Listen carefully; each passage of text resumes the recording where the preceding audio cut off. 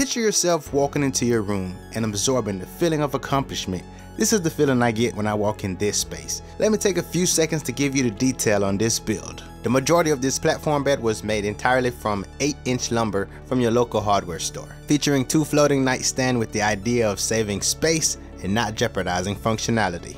The nightstand not only has a place to store your lamp, but on the inside it also have a place to store a book, an iPad, and anything that you want within arm's reach. And also, let's not forget the electrical outlet, providing you 2 ports to charge your lamp or any device. And one of my most important features of this build is the on and off switch that control the undermount LED puck lights.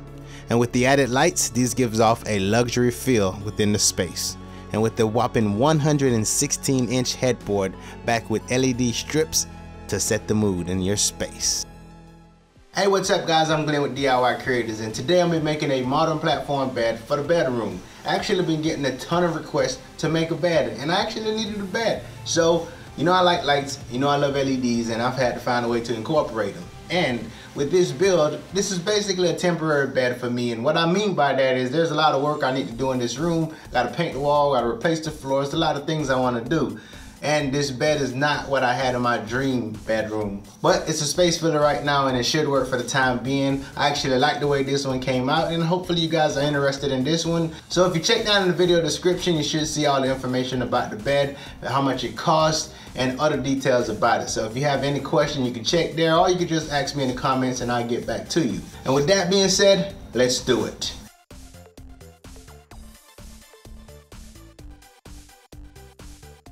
For this project, you do not need a ton of tools, but there's a ton of cutting, and I would totally recommend a miter saw. If you don't have one, maybe you can borrow one, maybe you can rent one from your local hardware store. Your next option would be using a circular saw, and you'd probably want to use a jig to cut those just so you have some consistency. I do have a Max Cut 2 jig that I made a while back, so you can check that out, or you can check out any one of the circular saw cutting guides, and that should help you along with this project. There's a ton of cutting with this project, and majority of it is all repetitive, so I'm just going to make all my cuts, and then you can see here's all the finishing pieces that I've cut down to size. And now that everything is cut, I can now move on to sanding.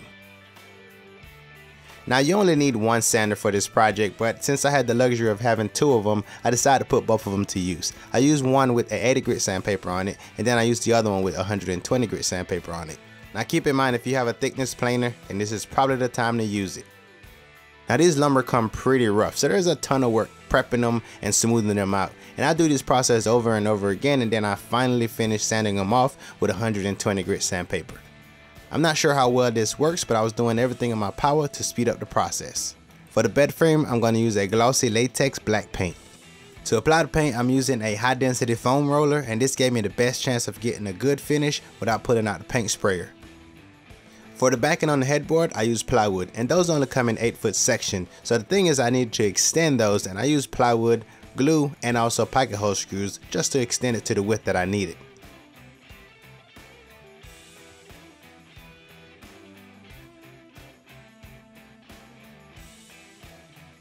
The bed frame is painted black, and to keep a consistent look, I painted the bottom part of the headboard as well so that it blends in. At this point, the plywood is pretty heavy on its own, but the more and more I add wood on it, it's going to get heavier and heavier each time. So it's important to secure the plywood in place as you add the pieces. Of course, having a helping hand would totally make your job a whole lot easier, but if you don't have the luxury of that, the clamps work just fine. After adding all the lumber, the headboard became extremely heavy. If I had to guess, it was probably between 300 and 400 pounds. Being that I'm so close to the edge, it's best to pre-drill so that I don't split the lumber. To secure the lumber to the plywood, I added 2 screws per board, approximately every 24 inches.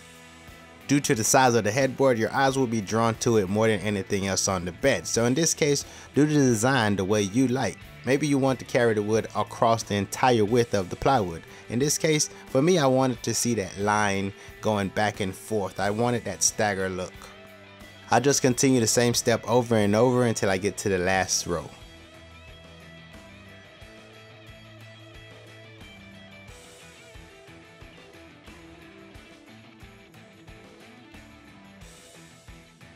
For the finish, I use a dark walnut Danish oil applied with the rag. Now if you like the color darker, you can always add more and more layers, but I was pretty satisfied with the tone of this one. Now let's move the focus over to the floating nightstand. Each nightstand will have the same setup, and to make life a little easier, I'm going to cut out the junction box opening so that we can install those later on. Using a jigsaw will make quick work of removing this section. If you don't have a jigsaw, you can always drill a bunch of holes and then chisel out the rest. If you feel like you like a challenge and you want to do this by hand, you can always use a coping saw.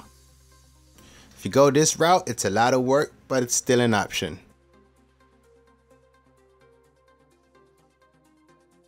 To assemble the nightstand, I'm going to use dowels. Now dowels can be frustrating to work with because you have to be pinpoint on to make sure everything line up. You should mark both pieces of wood at the same time, that way you have a reference when you use a dowel jig.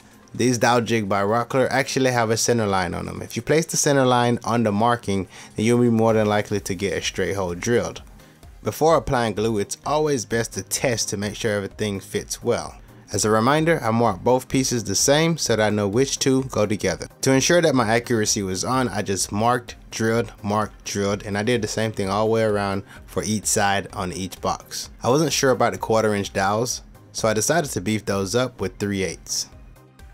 And this part's pretty self-explanatory. I'm just going to add a ton of glue in the hole, on the joints, and also on top of the dowels as well.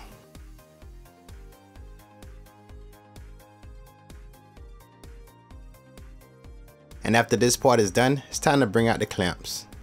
Once the glue dries, that's where the majority of the strength comes from, so you want to be sure that you clamp this down as tight as possible.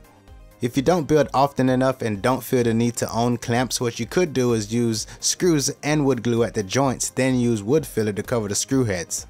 My intention is to have the end table an inch or 2 inches lower than the top of the bed. Next, I'm going to measure and mark the inside of the end table. Then I'm going to drill a few pilot holes going all the way through the headboard just to mark the back side of the end table.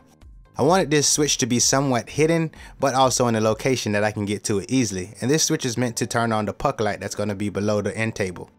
The light that I plan to put here comes in a kit, and it also has a tail on it. So what I'm going to do to keep the wire hidden, I'm going to drill up but at an angle so that the wire come out through the back.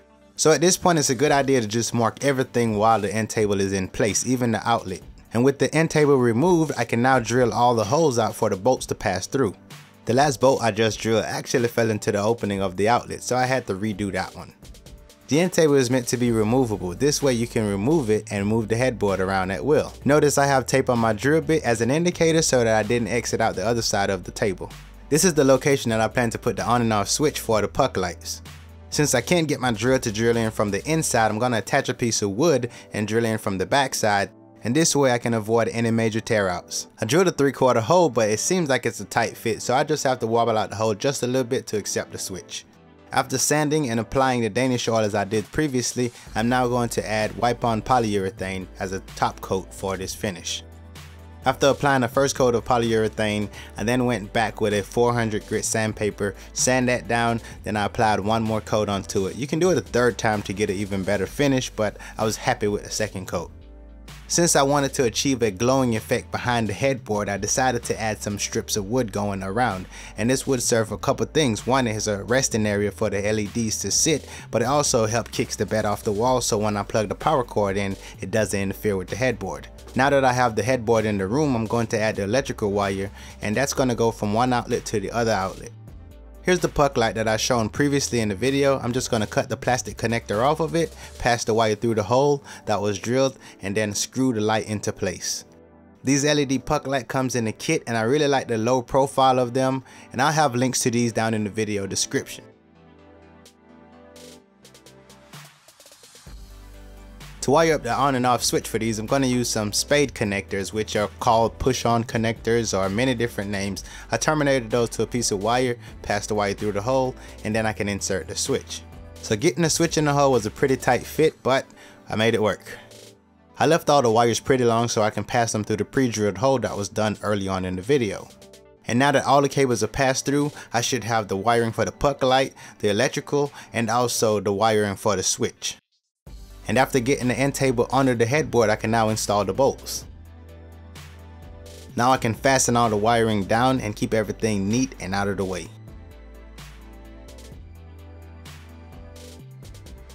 Before screwing the wood into place, I actually tested out the LEDs just to see where I get the best glow, and I found that placing it 1 inch away from the edge actually gave me a glow that I actually like. Turns out the LED strip was pretty close to the size of the headboard going around the entire perimeter, so I didn't have to add or cut any off. I drilled a 1/2 inch hole, then forced the connector through the hole. I probably could have used a different method here because I had a tough time keeping the cable flat while it was passing through the hole. Since I don't have a ton of option, the receiver was sitting in this general area, allowing me to pass the IR receiver just outside the hole, and to keep everything in place, I'm just going to apply a ton of hot glue. To create a plug that I can plug in the wall, I'm going to take an old extension cord, cut off the end, and I'm going to use that wire so that I can make the connection. And since I'm actually hiding the 2 outlets behind the bed, I need to bring some outlets back to the front of the bed. So I'm going to try to keep these hidden as well. But the cool thing about these outlets is they actually have a USB port on them. These outlets are fairly simple to hook up. You have a green wire that goes to the green terminal, that's your ground. You also have a white wire, or in this case it's a yellow wire, and that goes to the silver screw, which is your neutral. And the next wire you have left over is the black wire that goes to your gold terminal, that's your hot leg coming in. This old extension cord that I have actually have 2 white legs on it, so I need to do a continuity test to figure out which one is the hot leg or the neutral. Once I find the hot leg, I colored it with a black Sharpie. So the outlet on the far end only has 1 wire at that location. This actually have 2 wires, the one that comes from the other outlet and the other one that goes to the wall. And since I'm in the US, I'm only going to address the outlet that I'm most familiar with. If tinkering with electricity is not really your thing, what you could do is work on the circuit with it, unplug or power it off. Once you've wired it up, you can use an inexpensive tester like this one to check if your circuit is correct or is incorrect. It'll also tell you that if you hooked up a wire backwards, or if you have an open ground or hot or even a neutral. Now it's really important that you use a junction box so that nothing gets out of place. Now that I'm done with the high voltage, it's time to work on the low voltage. And here I'm going to use a terminal block.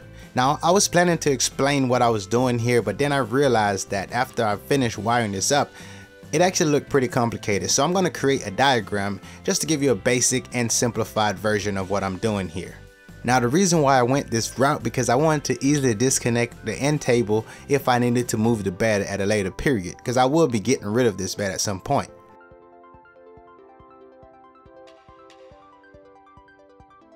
So to clarify this area, I have my power cord here. This would get plugged in the wall and this would give power to my outlets. Here I have a transformer that would be powering the LEDs and also the puck lights.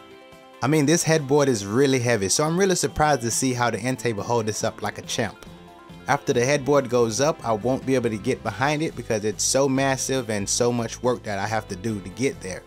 And with the headboard being so heavy, I used a 3-inch screw going through the headboard and right into the wall. I only have 1 in the middle, but if you want to be extremely safe, you can always have 3 of them, 1 in the middle and 2 on the end. Once you attach the bed frame, it ain't going anywhere. To hold the bed frame together, I'm going to use these thick brackets, and the biggest thing about this design is being able to take it back apart. And that's why I designed it the way I did, because at some point I'm going to get rid of the bed. This is just a temporary fix for my room, so somebody's going to get this bed and I'm going to easily get it out of here by taking it apart. In addition to adding the brackets, I was planning to add dowels where the 2 pieces of wood meet, but it was so strong I decided to go away from that. Now after adding the bracket, you can see it interferes with the piece of wood I had, so I had to notch that out just so I can get the wood to fit. I wanted the support piece to be flush with the top part of the bed frame. Using a combination square was a huge help. After setting the depth going around, I could then take the combination square, eliminating the use of a tape measure. After attaching the piece along the foot side of the bed, that actually helped out when it comes to lining up the center beam because I didn't have to measure or find where the center was. Somehow I forgot to pick up enough corner brackets, which I plan to add here in the middle, but I didn't want to break away from the project and go pick up any, so I used these L brackets, and these actually worked out just fine. I just staggered them, one on one side, one at the bottom and one at the top, and then I did the same thing on the opposite side.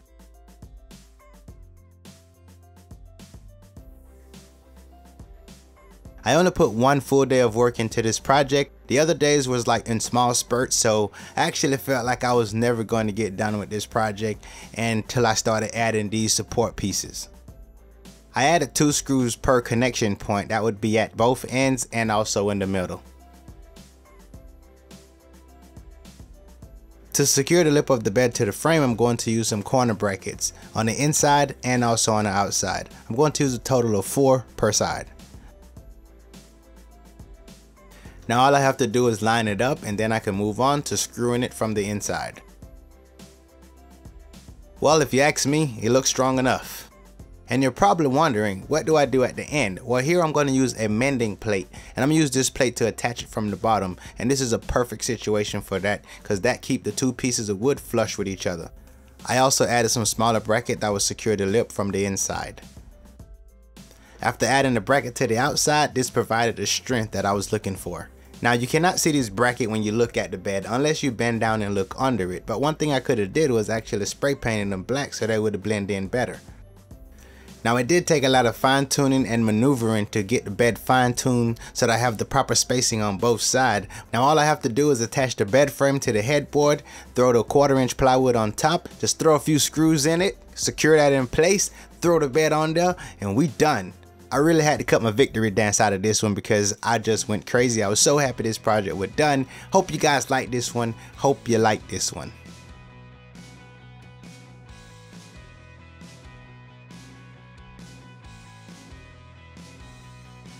And that's it for this one, guys. Be sure to like, subscribe, and I'd love to hear your thoughts on this one. If you have any questions, just leave them down in the comments and I'll get back to you as soon as I can.